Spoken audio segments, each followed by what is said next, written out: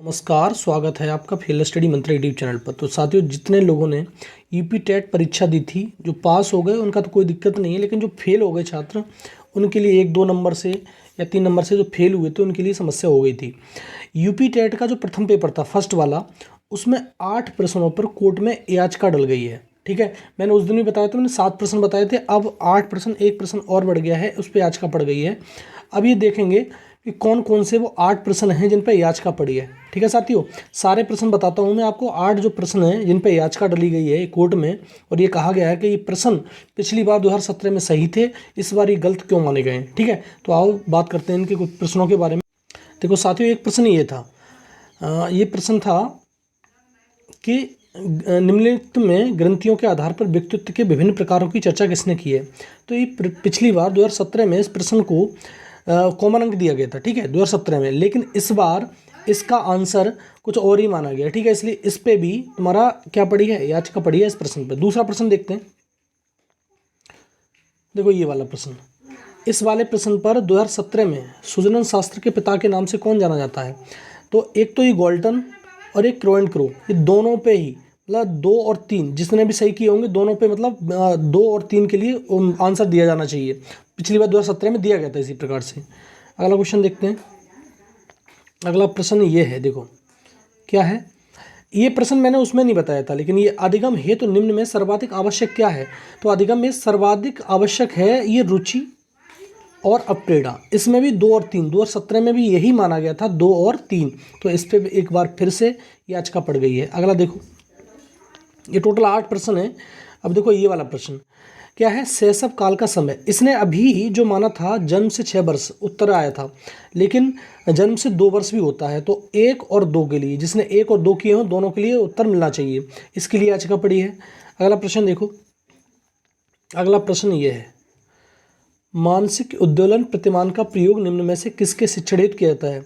तो इसमें अभी जो आंसर दिया गया है, समस्या समाधान और सृजनात्मकता, ये दोनों के लिए बोला गया कि 1 और 4, जिसने भी 1 किया है या 4 किए हैं, दोनों को क्या देना चाहिए, उत्तर देना चाहिए। इसके लिए भी क्या पड़ गई है, रिट पड़ गई है।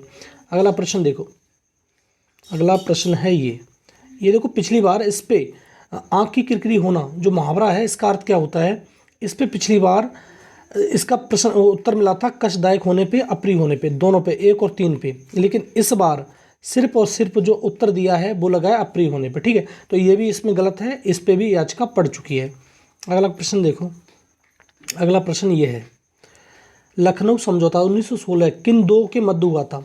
तो ये लखनऊ समझौते के लिए, अब देखो, कांग्रेस और मुस्लिम लीग के बीच में मध्यस्थता हुई, या नरम और गरम दल के बीच में मध्यस्थता।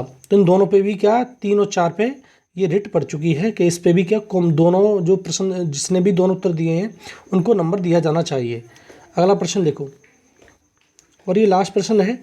इस पे मैंने पहले ही बताया था, 2017 में इस पे भी रिट पड़ी थी और कोर्ट ने ये माना था कि ये प्रश्न सही है। कौन सा, देखो, घास भूमि क्षेत्र परितंत्र के खाद्य श्रृंखला में सबसे उच्च स्तर का उपभोक्ता कौन होता है। तो इसमें इस बार मांसाहारी माना गया है, लेकिन उसमें उधर पहले बार जीवाणु और मांसाहारी दोनों ही माने गए थे। ठीक है, तो दोनों ही सही हैं इसके ये आंसर।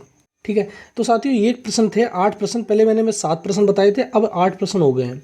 अब एक बात तुम आप ध्यान से सुनो, जिस व्यक्ति के 1, 2 नंबर या 3 नंबर से फेल हो रहे हैं, जैसे एक जिसके SC ST OBC में मान लो कि आपके 79 या 81 प्रश्न हैं, तो आप मानो, उम्मीद मान के चलो कि आप पास हो जाओगे। और इसी प्रकार से आप अगर जनरल में हो तो आपके